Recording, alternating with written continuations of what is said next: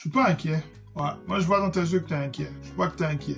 Moi, je suis pas inquiet. Il est vrai que c'est le 3e match que les Lakers ont vendangé face à des équipes qui étaient prenables. Il est vrai aussi que c'est un bilan de 3 victoires sur 10 matchs. Il est vrai que les Lakers sont à 2 matchs et demi de la 7e place, c'est-à-dire cette place en play-in. Mais je suis pas inquiet. Je suis pas inquiet. Il est vrai aussi que les Lakers sont dans un run assez difficile. Ils vont jouer 2 matchs coup sur coup, back-to-back, Indiana et ensuite Chicago. Indiana qui joue très bien, qui vient de battre Minnesota. Mais je ne suis pas inquiet. Et si je ne suis pas inquiet, je vais vous dire pourquoi. Lakers tout le temps, c'est tout de suite. Step 1, wake up early, gonna rise with the sun. Step 2, get some good, some food in you. Step 3, think real hard about what you wanna be. Step 4, everybody just do your thing. Wake up, today's gonna be a good day. Wake up, today's gonna be a good day. Pourquoi je ne suis pas inquiet? Avant de répondre à cette question, essayons d'expliquer qu'est-ce qui s'est passé ces derniers temps avec l'équipe des Los Angeles Lakers et la défense. Parce qu'il faut bien comprendre ce qui s'est passé hier soir. Ce qui s'est passé hier soir, c'est que l'équipe d'Orlando, qui est l'une des pires équipes en attaque de toute la NBA, a inscrit 118 points face aux Lakers. Donc c'est typiquement le genre de match où vous mettez en difficulté une équipe qui est réputée bonne en défense, les Lakers, et où des joueurs qui sont réputés mauvais au tir extérieur, mauvais en attaque, se retrouvent à faire leur meilleur match offensivement. Orlando inscrit 105 points par match sur la saison. C'est une équipe qui a un problème au niveau du shoot extérieur qui ne date pas d'hier, même avant l'arrivée de KCP, bien avant la blessure de Jalen Suggs. C'est une équipe qui, au moment des playoffs l'année passée, a été éliminée parce qu'elle n'a pas pu rentrer ses shoots. Cette année, le problème s'est accentué à ce niveau-là. Donc comment une équipe qui lutte pour sa survie dans la conférence Est, qui ne shoot pas bien, qui est la pire attaque de toute la NBA, arrive à mettre 118 points aux Lakers? Ça remet en doute les qualités de la défense des Los Angeles Lakers. Ça, c'est un fait, il faut l'accepter. Et on peut même aller plus loin. On peut aller vers le match de Chicago pour comprendre que cette équipe a infligé aux Lakers sa pire défaite de toute la saison. 146 points encaissés par la défense des Los Angeles Lakers, qui est la 3e meilleure défense de toute la ligue depuis le 1er janvier. C'est une défense qui était au niveau élite et qui tout à coup n'a plus ses ingrédients. Et les ingrédients, on va en parler bien sûr, parce que c'est ça qui va nous permettre de comprendre pourquoi. Et si je ne suis pas inquiet, c'est justement parce que je sais pourquoi c'est comme ça. Parce que c'est pas tous les jours qu'une équipe qui est mauvaise en attaque va vous mettre 118 points. C'est pas tous les jours qu'une équipe quelconque va vous mettre 146 points. Et c'est exactement ce qui s'est passé lors de ces 2 matchs. Je ne pourrais pas retourner plus loin dans le temps, au match des Bucks, puisque lors de ce match, les Lakers n'avaient personne. Il y avait 8 joueurs qui n'étaient pas actifs. Dès lors, c'était l'équipe de G-League qui était face aux Bucks. Mais on peut analyser assez consciemment les 2 derniers matchs des Lakers pour tirer des leçons, trouver des éléments d'explication.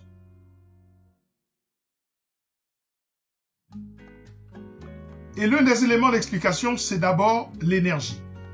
Ce qui a manqué hier aux Lakers, c'est l'énergie. On n'a pas trouvé l'énergie qu'on connaît de cette équipe lorsqu'elle a joué Boston lors du premier match, lorsqu'elle a joué l'équipe de Denver à Denver, lorsqu'elle a battu Dallas, lorsqu'elle a battu Phoenix, lorsqu'elle a battu l'équipe des Golden State Warriors plusieurs fois sur la saison, notamment le 25 décembre dernier. On n'a pas trouvé l'intensité de cette défense comme face à New York par exemple. C'est une question d'intensité. À côté de la question de l'intensité, il y a également la question du QI basket. On a vu des fautes stupides commises par des joueurs clés de la défense des Los Angeles Lakers. Par exemple, un joueur comme Jackson Hayes est retombé dans ses travers, les travers d'avant, c'est-à-dire là où on le trouve comme un chien fou et il commet des fautes stupides. Parce qu'au fond, on l'a bien vu, c'est quand il est rentré en problème de faute que les Lakers ont perdu le lead. Parce qu'au deuxième quart-temps, les Lakers étaient en train de rouler sur cette équipe d'Orlando. Ils ont même eu 12 points d'avance et ça a commencé à baisser avant la mi-temps. Au troisième quart-temps, ça a été absolument cataclysmique puisque les Lakers n'ont inscrit que 18 points et là, c'était carrément du non-basket qu'ils faisaient. L'équipe était devenue une équipe de jump shooter. Ça aussi, on va en parler. Donc, au fond, Jackson Hayes est retombé dans ses travers. Jared Vanderbilt, 3 fautes en 12 secondes. Jared Vanderbilt a fait 3 fautes en 12 secondes.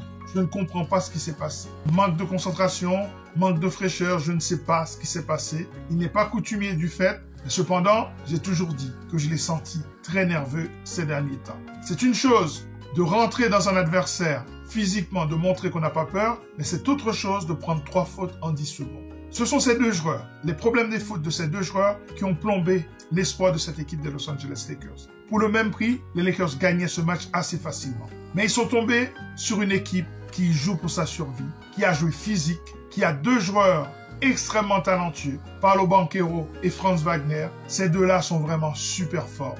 Wendell Carter Jr. a fait un excellent match et Anthony Black a fait un excellent match également. Et on connaît la grinta de KCP. Ça nous ramène au 3e élément. À côté du problème de l'énergie et du problème de QI basket, il y a quelque chose de fondamental qui ne fonctionne plus dans cette défense.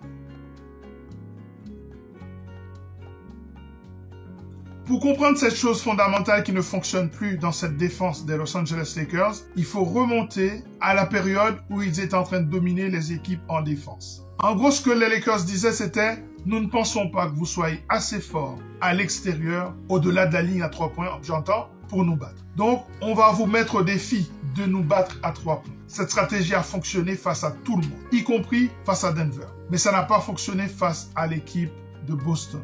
Ça n'a pas fonctionné lors du premier match face à Milwaukee. Ça n'a pas fonctionné hier soir et ça n'a pas fonctionné face à Chicago. Ce que les Lakers faisaient, la stratégie, c'était de réduire les angles de passe à l'intérieur de la raquette en misant sur l'énergie, les mouvements de rotation, les contestations, en utilisant la longueur des bras des ailiers, en utilisant un medium ball de très haut niveau. Et puis vous perdez Rui Hachimura et puis vous perdez LeBron James. Vous perdez 2 ailiers avec des longs bras qui réduisent la surface du terrain. Et là, vous voyez qu'il y a plein de trous dans cette défense parce que vous n'avez plus cet avantage-là. C'est exactement ce qui s'est passé hier soir. L'équipe des Lakers n'a pas su couvrir le terrain grâce à l'énergie de ses joueurs. Certains sont tombés en problème de faute et l'équipe adverse a réussi 15 tirs à 3 points. Et c'est exactement ce qui s'était passé face à Chicago. 19 paniers à 3 points encaissés par les Los Angeles Lakers face à Chicago. 19 dans un match, 15 dans l'autre. Les équipes NBA sont en train de dire aux Lakers, OK, vous fermez l'accès à la raquette, pas de problème. Mais nous sommes des joueurs NBA. Si nous sommes libres, nous allons rentrer nos tirs. La différence entre maintenant et avant, c'est qu'avant, les joueurs étaient libres, mais les Lakers arrivaient à faire la rotation nécessaire pour contester les shoots. Et les shoots ne rentraient pas. Parce qu'il y a une différence entre un shoot qui est un peu contesté et un shoot qui n'est pas contesté du tout. Ce sont 2 mondes différents, 2 univers différents. Un joueur professionnel, quel que soit celui-ci, s'il est libre, il a une chance sur 2 de rentrer son tir extérieur. Donc, problème d'énergie, problème de QI basket sur les fautes notamment, et problème par rapport à la stratégie de base des Los Angeles Lakers qui laissaient shooter un certain nombre de shooters. Pas tous, mais un certain nombre de shooters. Certains mecs se retrouvaient libres et les Lakers leur permettaient d'être libres et leur disaient, voilà, je vous mets au défi de nous battre au-delà de la ligne à 3 points. C'est ce qu'ils ont fait face à Westbrook, c'est ce qu'ils ont fait face à Gordon, c'est ce qu'ils ont fait face à un certain nombre de joueurs. Cette stratégie ne fonctionnera pas s'il n'y a pas de l'énergie à l'intérieur de la raquette. D'autant plus que face à Chicago, les Lakers ont perdu à la fois à l'extérieur et à l'intérieur de la raquette. Et ça, c'est inadmissible.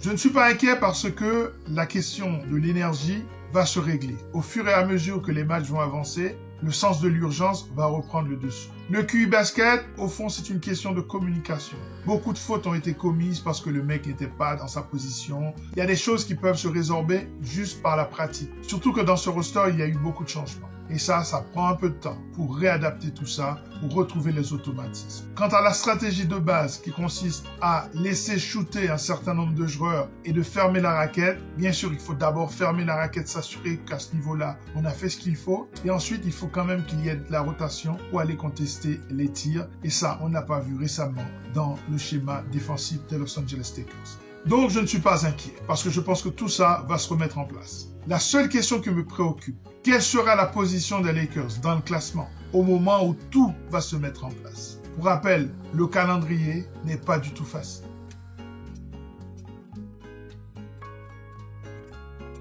Et puis les Lakers doivent régler un autre problème. Luka Doncic est un joueur exceptionnel, on le sait, mais j'ai remarqué quelque chose. J'ai remarqué 4 choses qui doivent être réglées par Luka Doncic pour que l'équipe des Lakers puisse fonctionner correctement. La première chose, c'est ne pas déstabiliser l'équipe quand il n'y a pas un coup de sifflet en la faveur de l'équipe des Lakers et surtout de Luka Doncic. Je trouve que c'est une distraction pour l'équipe de toujours faire face à des sauts d'humeur de Luka Doncic. Il faut qu'il apprenne à rester dans le match. On sait que ça fait partie de sa personnalité, mais je pense que les joueurs des Lakers qui ne sont pas habitués à ce genre de comportement sont quelque part déstabilisés par cela et déconcentrés par cela. Ça, c'est la première chose. La deuxième chose, c'est qu'il faut qu'il termine les matchs comme il les commence. Il commence très bien les matchs, mais il les termine pas bien. Ces derniers temps, il commence par des cartons et puis à la fin, ça devient compliqué. Ça, c'est la deuxième chose. La troisième chose, c'est que Luka ne doit pas oublier qu'il n'est pas seulement un jump shooter. Il ne faut pas qu'il mette l'équipe en difficulté en devenant une équipe de jump shooter. Les Lakers de Los Angeles sont une équipe de bully ball. Avec LeBron James, avec Rui Hachimura,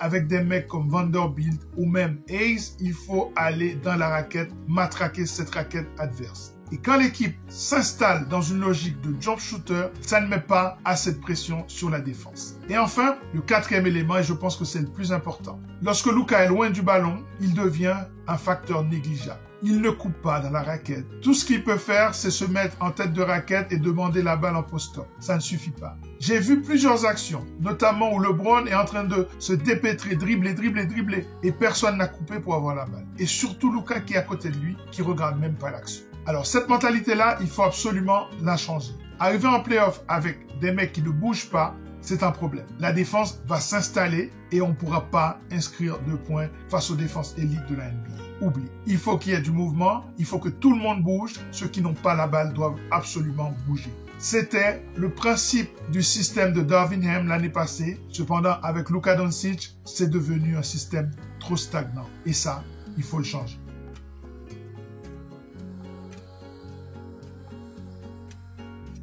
La suite s'annonce difficile.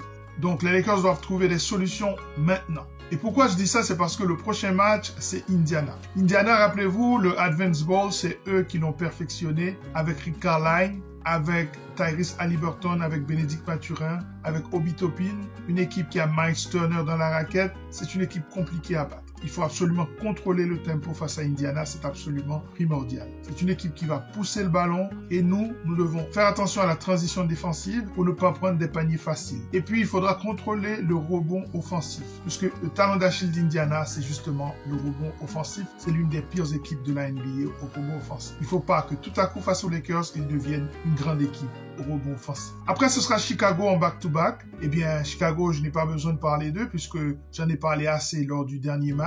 Et là, ce sera chez eux, donc prudence. Et puis après Chicago, ce sera l'équipe des Grizzlies de Memphis. Sans doute que Ja Morant sera là puisque c'est toujours comme ça. Quand ces mecs jouent les Lakers, ils sont toujours là. Même s'ils étaient blessés 2 semaines, dès que c'est les Lakers qui arrivent dans la ville, tout le monde peut jouer. Après cette série de 3 matchs à l'extérieur, des matchs qui sentent le danger absolu parce que si les Lakers se retrouvent à 0-5, à 0 victoire, à 5 défaites, ça va faire tâche et surtout, l'équipe va plonger dans la zone des play-in. Il faudra faire très attention à cela. Et puis, ce sera retour à la maison. Les Lakers restent la 3e meilleure équipe à la maison, mais c'est une équipe qui vient de vendanger quelques matchs au Crypto.com Arena. Du coup, je ne peux plus parier qu'ils seront souverains à domicile. Surtout que l'adversaire sera Houston. Donc, en résumé, les Lakers vont jouer en back-to-back Indiana et Chicago, 2 équipes qui jouent beaucoup le Advance Bowl. Il faudra être très prudent sur les replis défensifs. Après, ce seront les Grizzlies et puis les Rockets de Houston. Donc, il faut faire très attention. Il faut que les Lakers trouvent les solutions tout de suite.